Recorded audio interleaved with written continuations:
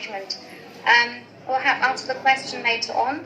And now I would like to introduce our second speaker, Dr. Shravan Tirunagari, who qualified from Osmania Medical College in South India. He trained in advanced pain management at the Oxford School of Anesthesia and undertook a fellowship in advanced neuromodulation techniques in Wexham Park Hospital.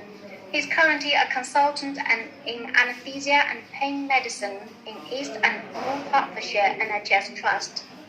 He has experience in the management of a wide range of chronic pain conditions, incorporating a multidisciplinary and multimodal approach. He's the lead for clinical governance for the pain department in his trust. I don't have any information on his favourite sports, but if he does support Hertford Town, they're currently on the 18th on the Southern League Division 1 Central, which means they're not doing quite as well as the West Ham. So I'll hand it over to Dr. Tirunagari. Thank you. Thank you, everybody. I thought I had one challenge of presenting and keeping your attention at the end of the day. But the second challenge is following on from Professor Klein's academic background presentation. So I'll try my best. So as Dr. Chen, I want to thank the organizing committee for asking me to present on my favorite topic, pain management. And I'll try my best for the next 10-20 minutes to go through some of the key learning points which will be very important for us to learn. I think certainly from my training days, the landscape of treating opioid-dependent patients has changed a little bit. I'll explain a little bit more as we go through. So definitely, I want to introduce the topic by subdividing into various topics, and I would repeat certain slides just to reiterate certain key learning points throughout the lecture. I would give you a little bit of background. What is it? Why the opioid-dependent patients are challenging when we want to give acute pain management, and how they are complex. There are certain definitions which are very pertinent for the lecture. I just wanted to reiterate again how best we can learn it. And obviously the pathophysiology, the boring bit which we tend to forget. But I think that's the key learning point at the end of this lecture, if you want to remember, which would help you to manage these challenging patients. Moving on, so just to give you a little bit of background, pain, as we know, can be broadly classified into pain which is a physiologic pain, like the acute pain, or the pathologic pain. The primary physiologic pain is a survival withdrawal reflex, which happens and helps us not to get through the trauma. Whereas opioid-dependent patients are two types of patients to be considered for this topic. One, those who are using opioids for their therapeutic use. We have heard the lectures this morning, but the thoracic surgeries, non-cancer pain patients like the sickle cell anemia, HIV, polyneuropathy, people who had major surgeries done on their spines. These tend to have long-term opioid-dependent patients, which we are tend to seeing much more often nowadays. And obviously the cancer pain patients, those have high doses of opiates on them. The second group of patients are recreational use. I think there's a tiny bit of distinction in both of them, how you manage when they come for surgery perioperatively. I always learn certain new things, and the acute pain service, while I was doing some literature search, seems to have evolved. The first article I could see was in 1988. So acute pain services are less than 20-year-old anesthesiology driven. In most of the England now, you will be surprised not to hear having one. So we are evolving, we are learning more. There are new services which we all know about, the enhanced recovery after surgery pathway. There is a perioperative surgical homes coming out.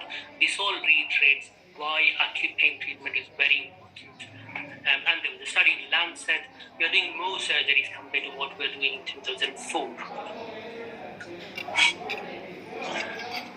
So I just want to tell you what has been the difference as I started beginning. This is a retrospective study of the data gathered from the GP prescriptions of the opiates and the total dose of morphine which has been taken by the patients per 1,000 patients. It's very obvious from 1998 to 2016 there has been increase in prescriptions. Not only that, the second graph shows there is total amount of the morphine per patient, how much they are taking has increased by 127%. I thought I'll avoid the term pandemic and epidemic, but this is one more epidemic, which has become to a crisis level, but we are getting better at that. So we are now seeing not only patients who are more common, but also who are taking much higher doses. The second group, as I said, are substance misuse patients, and this is the data from the NHS England. It shows there is a slight decrease. That doesn't mean any better, but we still have patients who come for surgeries who are substance abusers. And there was a survey in chronic pain patients. They showed around 70% of the one of the clinics they were abusing or misusing drugs. So the reason the definitions are more important is you need to know your patient. Does he come into this where they are taking more because of whatever their surgical or pre-morbid conditions, or because they are abusing? So that's why I think, just to reiterate, certain definitions are recapitulating what I have learned so far. So I would prefer to go from top down. So there are enough literature to know the definitions of addiction, physical dependence, and tolerance. So tolerance is a phenomenon where after taking for a couple of duration, the time dependent, the efficacy or the effect of the drug is not same to the level where they have started. So as the time goes by, it not only the analgesia effect of the drug, but also the side effects are less, which is in a way was good initially when we think about our patients. But what has happened in the past, around 10, 15 years back, the patients were getting discharged with opiates, and there was no education to tell them that they can develop tolerance. And some of the patients, unfortunately, kept on carrying on taking these medications and went into higher dose so that they can get analgesia, which was not happening. So that's on tolerance.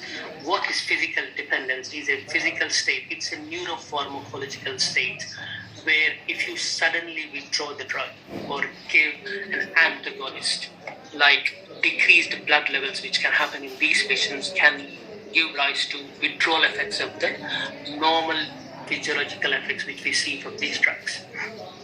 If you add on top of that, the daddy of all of these is addiction. So addiction, it's a disease. It's a neurobiological disease where there are genetic components, there are social components, there are environmental factors which all lead to, we can understand about addiction topic, the craving, the impaired control over what they can do, and the compulsion to use again and again. I did literature search around hyperalgesia. I thought it will be relevant to give a tiny bit of introduction to that. So most of the hyperalgesia in the literature was found before a couple of years back in patients who were taking palliative care, very high doses of opiates. There was a good review in British Journal of Anesthesia which said the amount of drug we nowadays use in our practice currently are unlikely to cause hyperalgesia. We are using in TIVA, I think there's a program next tomorrow about TIVA and remifentanil, one of the drugs, and we use so often. So the cause of hyperalgesia seems to be the increased metabolites which are released and cause hyperalgesia or allergenia. So switching the gear, coming back to the definitions again, for me, pain is a biopsychosocial phenomenon. That's how in the chronic pain world we define. So pain is an integration of excitatory and inhibitory signals from the cognitive, emotional, and environmental factors in the perception of the pain. This is what the patient reports to you. We understand when there is an imbalance at this biological, that is your nociceptive level, or the psychological, the memory of the pain, the distraction of the pain is abnormal, or the social factors, the reward factors, the attention factors are gone, patients are highly likely to go into state of chronic pain. So that's my world every day. I do a practice of chronic pain clinics. And that's where, unfortunately, the epidemic of opiate crisis has been quite difficult and challenging. But we all know that opioids are the most potent drugs which can treat severe pain. I just underline the word severe pain because that's where they should be ideally employed and taken if needed for longer periods. There is no doubt of efficacy of the opioid drugs in acute settings or in cancer pain settings, but long-term for chronic non-cancer pain, the efficacy is not demonstrated in the literature. In fact, we now know that there is more harm when you take stronger opioids, more than 90 milligrams per day. So these patients, when they come to us, are very challenging to look at. So what I thought next I would do a little bit about opioid receptors. What are opioid receptors? What is the structure? What is their function? And how they cause antinociception. This would be helpful in us to understand how we can manage these opioid-dependent patients. So bear with me for the next couple of slides. So this is a graphic. If somebody wants to read about opioid receptors, this is an excellent article. I will leave the reference over here. So opiates are transmembrane, 7 transmembrane G-coupled protein receptors. So whenever a ligand comes, the G-coupled protein gets dissociated into 2 subunits, the alpha subunit and the beta and gamma subunit. The alpha subunit causes inhibition of the cyclic AMP and thereby it uses intracellular effects. The other subunit acts on the ion channels, the potassium channels and the calcium-gated ion channels. The potassium channels are increased in opening, so there is increased flow of potassium channels, whereas the calcium channels are inhibited by phosphokinase pathways. I think this one slide would be key in understanding the future why opiate-dependent patients are very different to normal patients, what you normally see. So apart from how they work, what will happen in the opiate signaling when you have internalization or desensitization? You hear about tolerance, you just heard about dependence. What seems to happen after prolonged use? A protein molecule called arrestin can cause the G protein to desensitize this receptor. So once the arrestin binds to the opioid receptor, it can lead to 2 different ways. Either it can lyse in at the lysosome or make it internalize so that not many receptors are available for the drug to work or the endogenous opioids to work. So that's the molecular mechanism of what we can understand by simply tolerance. There's much more in-depth analysis, but I thought for this talk, this would be enough for us to remember. So coming to the tissue injury side, how the antinociceptive mechanism works. I'm just going to go to the next slide. So in this diagram, I'm trying to explain how the opiate peptides work. What seems to happen when there is a inflammation, the extravasation of the leukocytes, which have opioid peptides, are extravasated near the sensory neurons.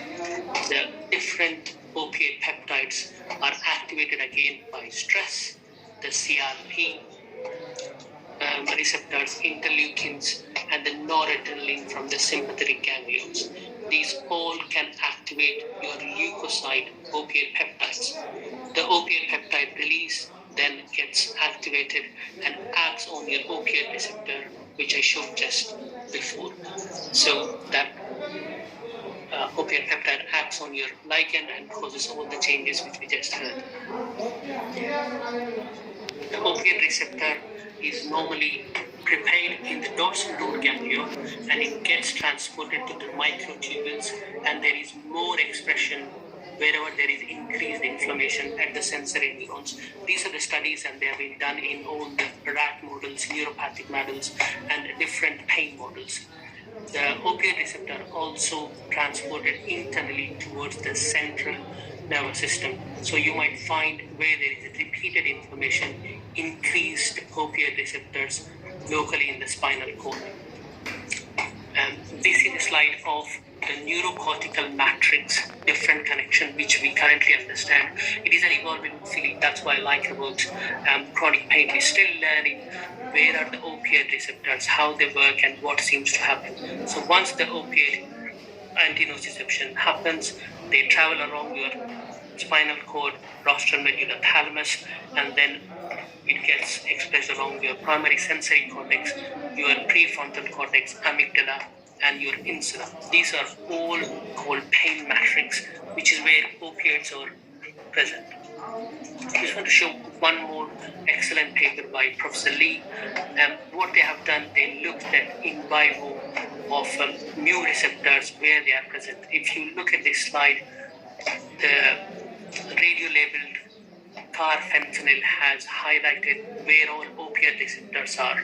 So the high densities, insula, thalamus, prefrontal cortex, and rest of the brain. So most of the brain, the periaqueduct, gray matter, your rostral medulla, they have such a high concentration of opioid receptors. Now imagine patients who are taking 100 milligrams of opiates, so their brain is flooded with so much of opiate, and they all lead to different effects, which we talk about in a minute. Just to recapitulate, the current understanding of opioids are those by using ligands, those who are using agonists with mu, delta, and kappa receptors, and antagonists. They have been classified with sigma, epsilon, and all oprinon receptors, but now these are understandable as classic opioid receptors. So we know the effects. There are systemic and peripheral opioid receptors. They not only cause analgesia, they cause euphoria. So the elevation which can happen in certain patients. We know about the GI side effects and the respiratory side effects. We know what they could lead to: convulsions in certain patients, urinary retention, and diuresis, depending upon the kappa receptors. So just to again summarize, the three definitions we learned: somebody who has tolerance will have tolerance to these effects. So they tend to have less effects of their analgesia, euphoria, and rest of the side effects as well. The physical dependence, when we withdraw this, the opposite of that is happening. So when somebody is euphoric, they can get into depression, they may get into very anxiety state, they can lead into convulsions. So sudden withdrawal of high dose opiates can cause opposite effects of what the normal physiological effects will happen. So the drug dependence, the addiction people will have other effects on the brain of behavioral disorders. And all of that needs to be considered when we are treating